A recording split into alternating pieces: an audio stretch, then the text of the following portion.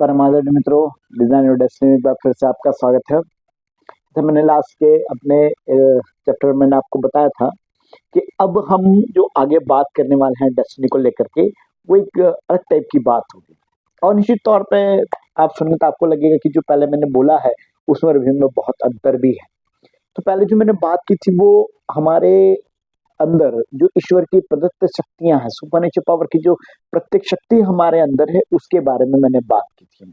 और ओवरऑल देखा जाए तो वो बड़ा जो विषय था, वो पूरा चैप्टर जो इतने सारे वीडियोस का रहा, वो कुछ प्लानिंग के साथ में स्पिरिचुअली बहुत ज्यादा अटैच रहा। क्योंकि मैं ऐसा मानता हूँ कि प्रत्येक व्यक्ति को स्पिरिचुअल होना चाहिए। अगर आप अपनी स्पिरिचुअल डेस्टिनी को डिजाइन करेंगे, तो आप उसको अगर प्रॉपर कर पाएंगे तो निश्चित तौर पे मटेरियल लाइफ में भी हो पाएंगे। अब आज से जो मैं शुरू करने वाला हूँ, वो मैं आपको मटेरियल लाइफ के बारे में बात करने वाला हूँ। अब मटेरियल लाइफ में आपका कुछ भी हो सकता है। डेस्टिनी डिजाइन की जब बात आती है, डेस्टिनी आप कुछ भी डिजाइन कर सकते हैं। आप आपकी स्पिरिचुअल डेस्टिनी डिजाइन कर सकते हैं, उसके लिए आप काम कीजिए।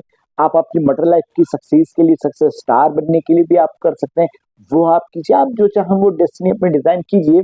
लेकिन अब हम जो करेंगे, अब हम सिर्फ मटेरियल लाइफ की बात करेंगे और इसके अंदर हम ऐसी ऐसी बातें करेंगे जो मैंने पहले वीडियोस बनाए हैं, उनका भी शायद विरोधाभास हो जाए कि आपने पहले तो ऐसा बोलता, ऐसा बोल रहे हो आप।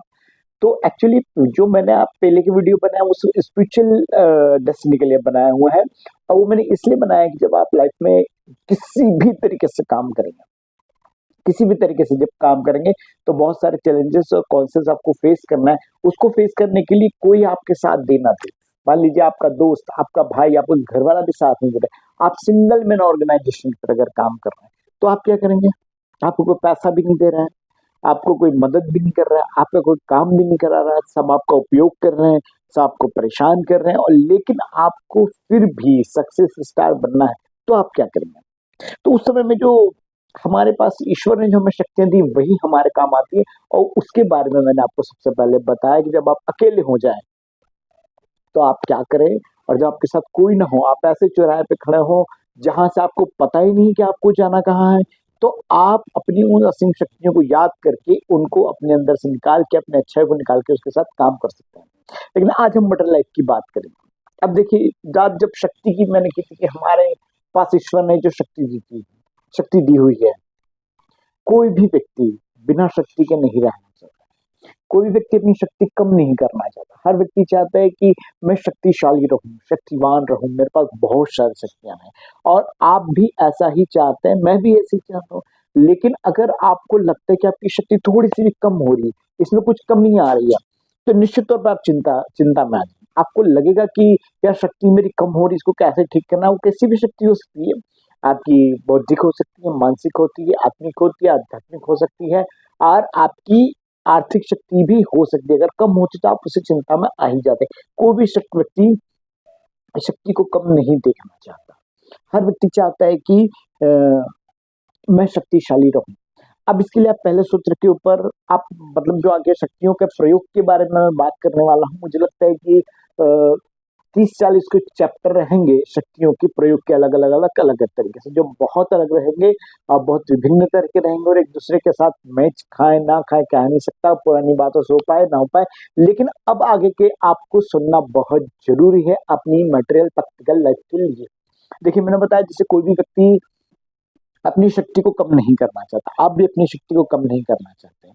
लेकिन एक बात ध्यान रखिए, शक्ति का मतलब ये नहीं कि जाके किसी को ढुम कर देना, ऐसा नहीं है। शक्ति को आप समझने की कोशिश कीजिए। अगर आप बहुत अच्छे बनेंगे, बहुत अच्छे बन के रहेंगे, बहुत ही अच्छे बन के रहेंगे, तो लोग आपसे जुड़ेंगे, लेकिन ध्यान रखना आपसे जलस बहुत हो जाएगी और वो किसी तरीके से आपको नीचे उतारना चाहेंगे।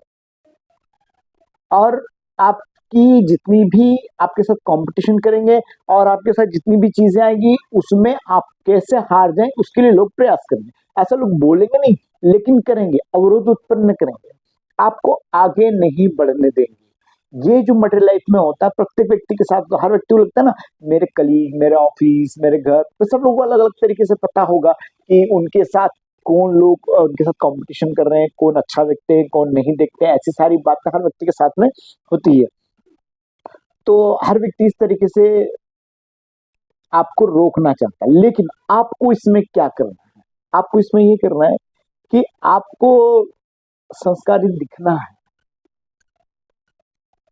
होना नहीं। मेरा मतलब है कि आपको संस्कारी रहना है, लेकिन दिखना ज्यादा है। लेकिन जब आपको लगे कि यहाँ संस्कार छोड़ने की आवश्यकता है, तो वहां आपको संस्कार छोड़ देना है और जो अपना फायदा है उसको उठा लेना है। आप समझ गए होंगे मेरी बात को, कि अगर आप बहुत अच्छे बने तो लोग आपके पीछे पड़ेंगे, आपको हराने के लिए, आपको रोकने के लिए अवरोध उत्पन्न करेंगे और आपको आगे नहीं बढ़ने देंगे। लोगों के मन में यही बात आई, यार ये इतना अच्छा क्यों है? यदि कोई अच्छा है तो वो अच्छा क्यों है, ये बातें लोगों के मन में आती, तो वो लोग रोकने की कोशिश करते हैं। इसलिए आपको सांस्कृतिक दिखना है, आपको प्रजातांत्रिक दिखना है, आपको अच्छा दिखना है, अच्छा बन के रहना है। अब कितना अच्छा होना है उस व्यक्ति के साथ जो आपसे व्यवहार कर रहा है, उसके साथ समझ लीजिए कि इसके साथ कितना अच्छा रहना है। खैर ये आप करते होंगे, लेकिन ये पहला फॉर्मूला है, इसलिए मैं बता रहा हूँ। क्योंकि हमारा जो प्रजातंत्र है, हमारा जो लोकतंत्र, इसके अंदर कभी भी हिंसक और बलिया आदमी को पसंद नहीं किया जाता। उससे लोग डरते हैं, उससे दूर रहते हैं, उससे काम निकलाने जाते हैं और जो बोलता है कर लेते हैं। लेकिन इसका मतलब ये नहीं, लेकिन एक बात है कि इस तरह की व्यक्ति की के साथ कुछ भी हो सकता है। कैसा लोगों को आपने देखा होगा जो बहुत शक्तिशाली रहे और अपने दिलो दिमाग से शक्तिशाली रहे और अलग तरीके उन्होंने काम की, तो उन लोगों की तो कई बार तो प्रशासनिक कार्रवाई हो जाती है और कई बार उनके साथ कोई आपराधिक घटना भी उनके साथ हो जाती है, हत्या तक हो जाती है। तो हमें कभी भी बली और हिंसक नहीं दिखना है, होना भी नहीं चाहिए। बली और हिंसक होना भी नहीं चाहिए, आपराधिक होना भी नहीं चाहिए, लेकिन हमें अच्छे दिखना चाहिए।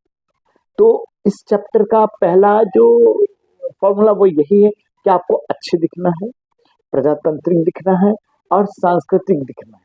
अच्छे दिखना है, सभ्य बन के रहिए, सांस्कृतिक बन के रहिए, प्रेम में सबके साथ रहिए, सबसे मिलिए जुलिए, सोशल बन के रहिए। जितना आप ये करेंगे उतना ज्यादा आप आपके अंदर की जो कुल मिला के कहले चालें हैं, दाव पेच है, उससे आप अपना सारा काम करा पाएंगे। देखिए आपने बहुत सारे लोगों को सुना होगा, नेपोलियन हिल की एक बात थी। अगर उस मेरी इस पूरी बात को एक ब्रीफ में, एक वर्ड में अगर मैं बोलना चाहूँ एक लाइन के अंदर, तो नेपोलियन हिल ने बात बोली थी कि आप अपने हाथों को लोहे के बना लो। अब हाथ से मतलब बहुत सारी चीजें हो सकती है, आप समझ लीजिए 5 उंगलियां, आपका व्यवहार भी हो गया, विचार भी हो गया और आपकी क्रियाएं भी हो गई, आपका सब कुछ। तो आप अपने हाथों को लोहे के बना लो, लेकिन उस पर मखमल के दस्ताने पहना। तो कहने का मतलब यही है कि आपको अच्छा दिखना है, प्रजातांत्रिक दिखना है, सभ्य दिखना है और मखमल के दस्ताने पहनकर, मखमल ओढ़ करके निकलना है, अच्छी अच्छी बातें भी करना है, लेकिन लोहे का बन के रहना है। लोहे के दस्ताने, मखमल के दस्ताने पहनकर अंदर से लोहे का रहना है। तो आपको अपनी सक्सेस स्टार बनने से कोई नहीं रोक पाएगा। आज के लिए इतना ही, बातें बहुत सारी हैं। अब जो आएगी आपको मटेरियल लाइफ की सक्सेस बनने के लिए क्या करना चाहिए, क्या नहीं करना चाहिए, बात बताऊंगा। धन्यवाद, जय हिंद, जय भारत।